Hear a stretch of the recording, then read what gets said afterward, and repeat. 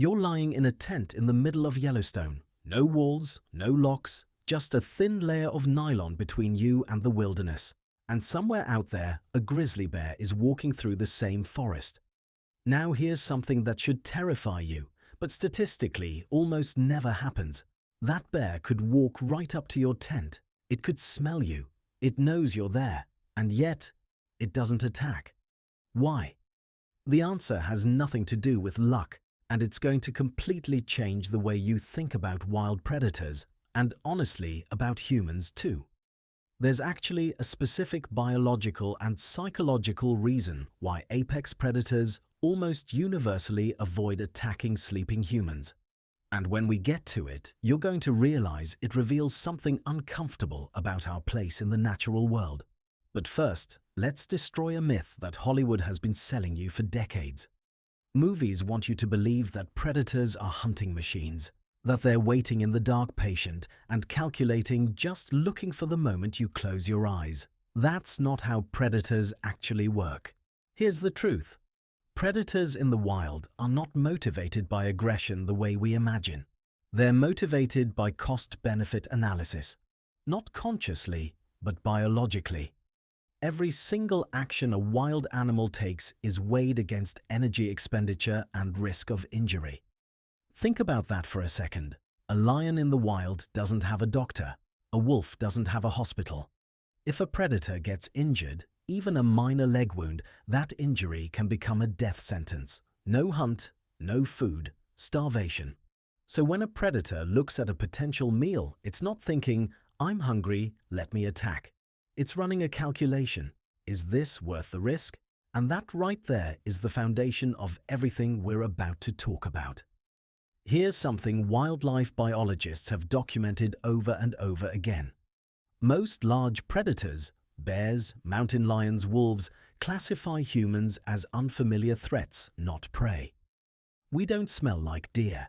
We don't move like elk. We don't behave like anything in their natural prey catalog. And that unfamiliarity triggers caution, not aggression. Researchers studying mountain lion behavior found that even when cougars came within feet of sleeping campers, and yes, there's trail camera footage of this, the cats typically circled, paused, and then walked away. Why? Because we're weird to them. We wear strange materials. We carry unnatural smells, sunscreen, bug spray, synthetic fabrics. We make unpredictable sounds even in our sleep. Snoring, turning over, mumbling. To a predator, a sleeping human doesn't read as easy meal. It reads as unknown variable. And in the wild, unknown variables are dangerous. There's even a term researchers use for this, neophobia, the fear of new things. Most wild predators have a deep wired resistance to engaging with unfamiliar stimuli, especially when they can't predict the outcome. Now let's talk about something even more specific. You've probably heard that bears have an extraordinary sense of smell, about 2,100 times more powerful than a human's, which sounds terrifying when you're in a tent. But here's the thing. That extraordinary sense of smell is exactly what keeps them away. When a bear smells a human campsite, it doesn't just smell you, it smells everything you brought with you. Synthetic materials, fire, metal, petroleum products, processed food. That combination of smells doesn't exist anywhere in the natural world. It's completely alien to the bear's sensory experience. And aliens are scary, even to grizzly bears. The rare exceptions, the cases where bears do become dangerous around campsites, almost always involve human food. The bear isn't attacking the person. It's going after the food, and the human just happens to be in the way. That's a critical distinction that most people miss entirely. Okay, so here's where it gets really interesting. And this is the part I teased at the beginning. There's something about the state of sleep that actually protects you, and it comes down to how predators interpret body language. Almost every large predator on Earth reads threat assessments through movement and posture. A standing human, upright, eyes forward, arms free, is an unusual silhouette.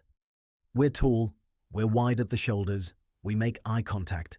These are all signals that other predators in nature use to assert dominance. A sleeping human? You're curled up, still, silent, low to the ground. Here's the uncomfortable truth. A sleeping human actually presents more ambiguous signals, not fewer. The predator can't read your intentions. It doesn't know if you're dormant or waiting.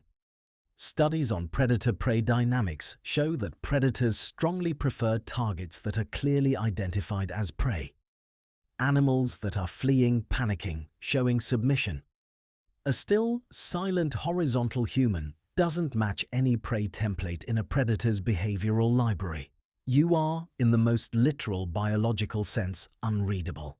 Now I want to be honest with you because this isn't a video designed to make you reckless. There are cases, real ones, where predators have attacked sleeping humans. And when we look at those cases, they almost always follow a very specific pattern. Habituation. When a wild animal has been repeatedly exposed to humans without negative consequences, when it's been fed by tourists, when it associates campgrounds with easy food, when it's lost its natural wariness, the rules change completely. The most well-documented case is the Tsavo man-eating lions of 1898, who killed dozens of railway workers in Kenya. Researchers now believe those lions had likely been injured or were in an area where traditional prey was scarce. They learned that humans, sleeping in tents unable to run, were easy targets. Once a predator learns that lesson, it doesn't forget it. This is why wildlife experts are so serious about not feeding wild animals. It's not just policy, it's survival, theirs and ours. Here's the layer that most wildlife documentaries completely skip over. Humans have been apex predators for a very long time, and predators know it, not intellectually, but instinctively. Across hundreds of thousands of years of co-evolution, many large predators have developed what researchers call innate human avoidance. It's been passed down genetically. Animals that historically tried to prey on humans often didn't survive to reproduce.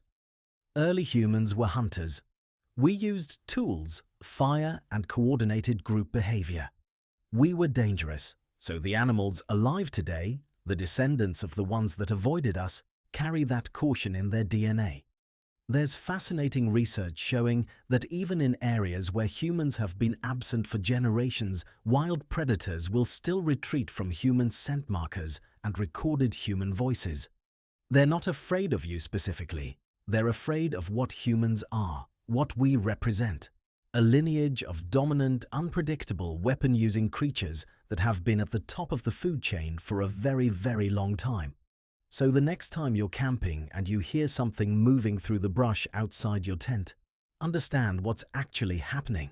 There's a calculation being made, an ancient one, built into that animal's biology over thousands of years. And in that calculation, you, even sleeping, even vulnerable, still register as something to be cautious about. Not because you're physically intimidating, but because your species has spent millennia earning that reputation. The wilderness isn't safe because predators are kind. It's safer than you think because predators are smart. And you, just by being human, carry a history those animals respect. If this changed the way you think about wildlife and predator behavior, there's a lot more on this channel that'll do the same thing. We go deep on the science behind nature-human behavior and the systems most people never think to question. The next video is already waiting for you.